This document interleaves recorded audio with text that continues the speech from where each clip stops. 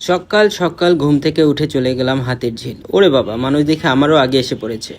যাই হোক, অত কিছু না ভেবে ভিতরে গেলাম, দেখলাম হামজা আমাদেরকে আমন্ত্রণ জানাচ্ছে। সকাল সকাল ঘুম থেকে উঠে মন মেজাজ খারাপ, তাই মারলাম এক ঘুষি, রাগ ঝাড়লাম আর কি। তারপর স্কোরের জন্য অপেক্ষা করতে করতে দেখলাম স্কোরটা আমার পরীক্ষার নাম্বারের মতোই কম।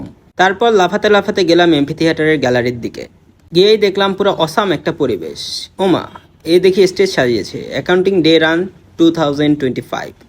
কিন্তু গ্যালারির দিকে চোখ পড়তে দেখলাম, ও মা, গ্যালারি দেখে আমার সকাল 7:30টার ক্লাসের মতোই খালি, কেউ ঘুম থেকে উঠতে পারেনি। এই যে একটা বিল্ডিং, এর ক্রেন আলাও এখনো উঠেনি। আহা, কবে হবে এই বিল্ডিং?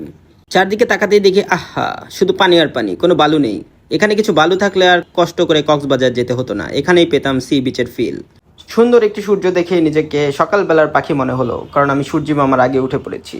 আর অন্যদিকে দেখেন, এদিকে চাঁদ মামাও হাজির।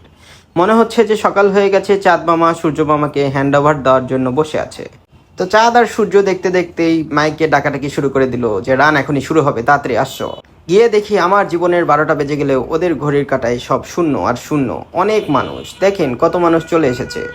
এই সকাল সকাল ঘুম ভেঙে উঠবে এত মানুষ আমি কখনোই ভাবিনি। তো যাই হোক, আমাদের অ্যানাউন্সমেন্ট শেষ হওয়ার পরে দৌড়ের সময় এসে গেল। আর দুটো কার্টুনও দেখছি এখানে। সময় শুরু হতেই সবাই পাগলা দৌড় শুরু করলো, হু হা করে। আর এপাশে তাকিয়ে দেখি সূর্য মামাও আমাদের সাথে একটি ম্যারাথন দৌড়াতে চাচ্ছে। সবাই যেভাবে দৌড়াচ্ছে আমার মনে হলো যে সবাই আমাকে রেখেই চলে যাবে। দৌড়াতে দৌড়াতে নাকের পানি, চোখের পানি আর ঘামের পানি মিলে একাকার হয়ে গেল। কিন্তু আমাকে সময়ের মধ্যে শেষ করতেই হবে। অবশেষে ফিনিশিং লাইনের সামনে গিয়ে মুখে হাসি ফুটলো। পরীক্ষায় পাশ করার একটি ফিলিংস পাচ্ছি। যতই কষ্ট হোক, এই নাম্পা দৌড় দিয়ে সময়ের মধ্যে রান শেষ করতে ভালোই লাগে।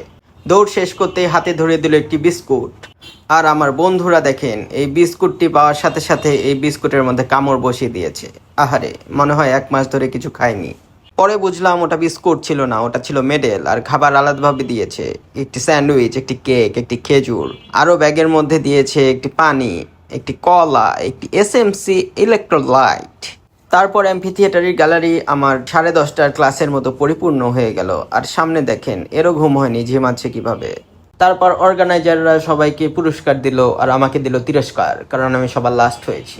বাসায় ফেরার আগে আমার মনে পড়ে গেল সেই ক্রেনওয়ালার কথা, এখনো ঘুমাচ্ছে।